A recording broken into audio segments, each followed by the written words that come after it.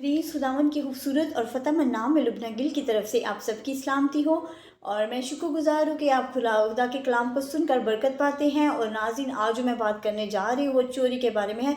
जैसे कि 10 अहकामात में से एक हुक्म है चोरी ना करना। अब इसके दो मैनी हैं, चोरी जिस्मानी चोरी और रूहानी चोरी। और जिन लोगों की हैबिट है चोरी करने की, मैं चाहूँगी कि वो इस मैसेज को इग्नोर ना करें। और आपके लिए मैसेज आपकी ज़िंदगी तब्दील कर सकता है। और अगर आप चोरी करते तो आपके हाथ रुक सकते हैं। और याद रखें कि ये जो एक संगीन गुनाह है जिसको हम एक मामूली समझकर हम अपने ज़िंदगियों में निभाते हैं, लेकिन ये गलत बात है। जिस्मानी चोरी क्या है? अब बुनियादी तौर पर ज़बरदस्ती किसी चीज़ को ले लेना या चोरी करना, ये क्या है? एक गुनाह है और खुदा की नज़र में क्या है? जुर्म है।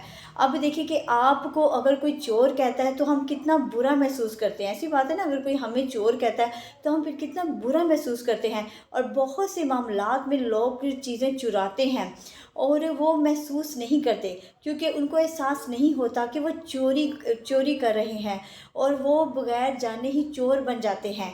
तो ऐसे ही होते तो हम बगैर जाने ही चोर बन जाते जब हम मामूली सी किसी की चीज़ ले लेते हैं। लेकिन खुदा जो है ना, वो हर चीज़ पर नज़र रखता है। अब देखिए कि वो मामूली सी चीज़ चुरा भी लेते तो हम बगैर जाने ही चोर बन जाते हैं। जैसे कि हम अपने अजीज़ो कारब की कोई चीज़ लेते हैं तो फ़ौरी तौर पर हम वापस भी नहीं करते, या अगर हम काफ़ी देर अपने पास रखते हैं या जब वापस पूछ के ले भी लेते हैं तो उसको ख़राब करके देते हैं। तो ये याद रखें कि ये भी एक अपने ज़िज़्ज़ो-कार की चीज़ को लेकर उसको ख़राब करके देना, ये गैर महज़ब है। और इससे यही मुराद है कि हम अपने दोस्त की इज़्ज़त नहीं करते। तो बेहतर यही है कि हम अच्छी हालत में ही दें और फ़ौरी तौर पर वापस करें। तो बात यही है कि हमें किसी की चीज़ को लेना ही नहीं चाहिए। और चोरी करना ये एक जुर्म है। और ऐसा होता है कि अक्सर शॉपकीपर होते हैं जो अपने कस्टमर को मतलब बहुत ज़्यादा एक्सपेंसिव चीज़ें दे देते हैं। अक्सर वो 500 की लेंगे तो 700-800 की या 1000 की भी चीज़ सेल करते हैं।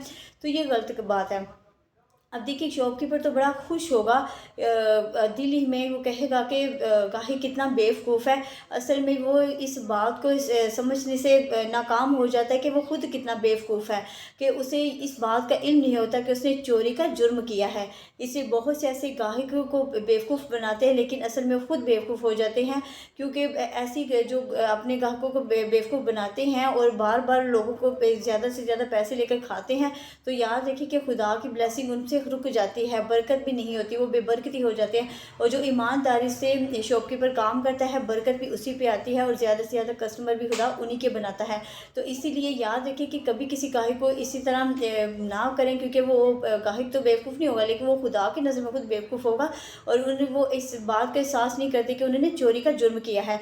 अब नाज़रीन, ये तो हो गई जिस्मानी चोरी। रूहानी चोरी क्या है? जब हम खुदा के घर में किसी चीज़ पर नक़ब लगाते हैं। अब देखिए कि यहूदा सूती जो यीशु मसीह के 12 शागिर्दों में से एक था। तो अब उसमें को क्या था?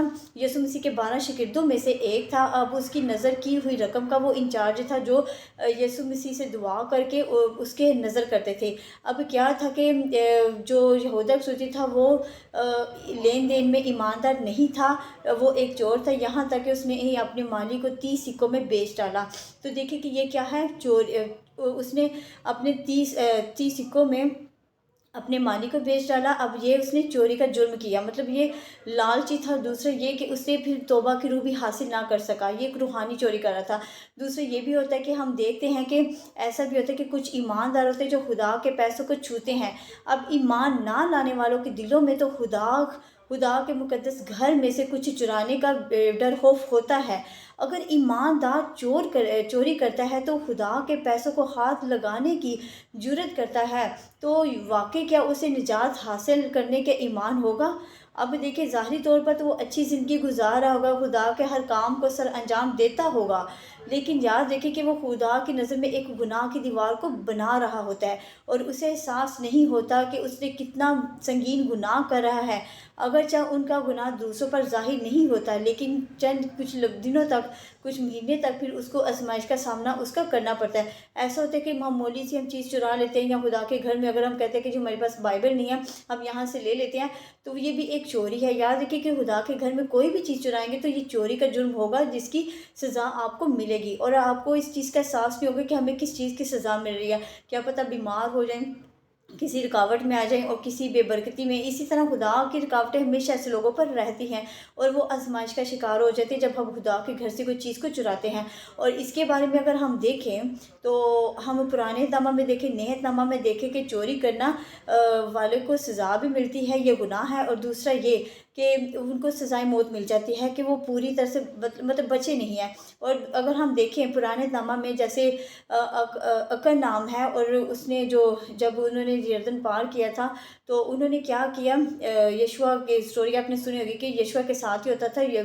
तो उन्होंने क्या किया कि उन्होंने खुदा के घर से कोई चीज़ें चुरा ली थी अकन ने, तो उन्हें उसकी वजह से बनी इसराइल में बड़ी आजमाइशों का शिकार हुआ। और यशुआ फिर खुदा के आगे झुका था, वो पूरी रात मतलब ऐसे उसके आगे झुका रहा। तो फिर खुदा ने उसे बताया कि मेरी चीज़ें मतलब, अब फिर अकन से पूछा गया तो उसने कहा हाँ मैंने सोने की ईंट और कुछ चादर ली थी आई थिंक, और दूसरे इस तरह की चीज़ें उसने चुराई थी।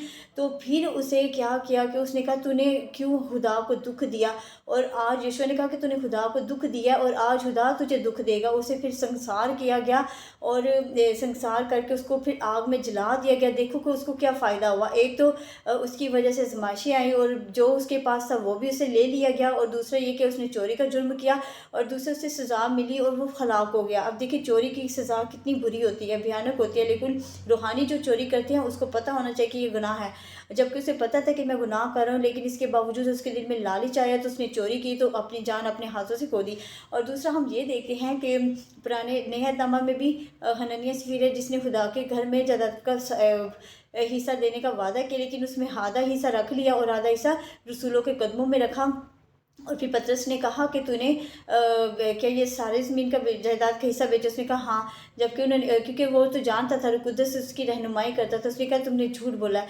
और फिर क्या कि रुकुद्दस की वसीला तूने मुझसे नहीं बल्कि रुकुद्दस से झूठ बोला है। अब क्या हुआ कि दोनों मियाँ बीवी सफ़ीरा और हनन्याह और सफ़ीरा दोनों की मौत हो गई, और फिर उसी वक्त दोनों का दम निकल गया और वो क्या हो गए, हलाक हो गए। अब देखिए कि ये चोरी करने वाला का अंजाम क्या होता है कि उनकी मौत हो गई, क्योंकि जैसे कहा गया कि चोरी करना भी एक संगीन गुनाह है और उन्होंने रूहानी चोरी की थी। और दूसरा हम ये देखते हैं कि यहूदा सूती उसने भी चोरी की और उसने भी क्या किया, हलाक हो गया। और दूसरा अकन के वसी हमें ऐसी बहुत सी मिसालें मिलती हैं कलाम मुकद्दस में, और जिसको हम पढ़ते हैं और लेकिन हम इग्नोर कर देते हैं। ओके, ये चोरी एक जुर्म है, बहुत बड़ा जुर्म है। और अगर हम खुदा के घर से कोई चीज़ चुराते हैं तो याद रखिए कि वो खुदा की नज़र से बच नहीं सकता, उसकी वजह से आजमाइशें आएंगी और आपके घरों में, लेकिन आपको इस चीज़ का एहसास ही नहीं होगा कि हमारे घर में क्यों आजमाइशें आई हैं।